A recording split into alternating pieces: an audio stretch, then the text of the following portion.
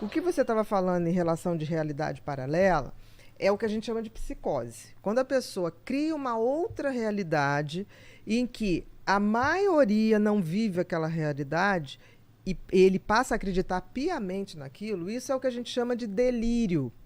Delírio é uma certeza absoluta que a pessoa tem de uma realidade que só faz sentido para ela. Isso é muito típico da psicose. A maior psicose que tem é a esquizofrenia. Tem um componente genético? Tem. A gente herda o gene da esquizofrenia e precisa de um gatilho para abrir. Por isso que se discute tanto a legalização das drogas, porque quem tem genética para esquizofrenia, as drogas podem realmente ser a porta que abre para as abrir, drogas. não para cuidar. Caramba. Não é para criar, é para abrir. Se ele não tiver aquela genética, por exemplo, se todo mundo pudesse ser submetido a um teste genético para saber se tem o gene da esquizofrenia ou da psicose, ok.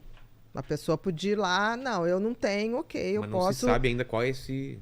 A gente tem uma ideia. Existem testes genéticos, mas muito é? caros, que você dá um indício se você tem aquela genética. Predisposição. Predisposição, isso também para alcoolismo, isso para dependências em geral. Existe hoje. Para bipolaridade, que tem uma marcação genética muito grande. Então, assim, o que você está falando, a realidade paralela, ela, quando a pessoa passa a viver em função daquilo de uma forma...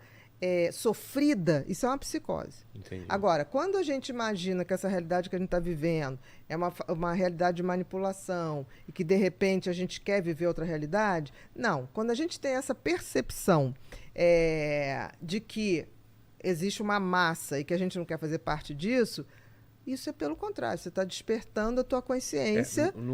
No caso do Fratura que ela falou... Foi um trauma tão grande na vida que ele dele criou uma outra realidade para é. não lidar com a realidade que foi perder.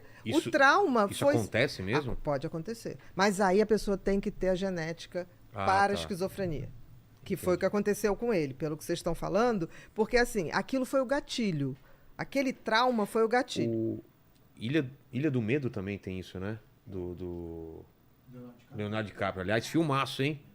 Não vou falar mais, mas assistam esse filme. Sim, mas você entende que, tipo assim, tem que acontecer alguma coisa muito pesada. Porque, assim, quantas pessoas passam por situações horrorosas e não abrem? Porque não tem a genética. Exato.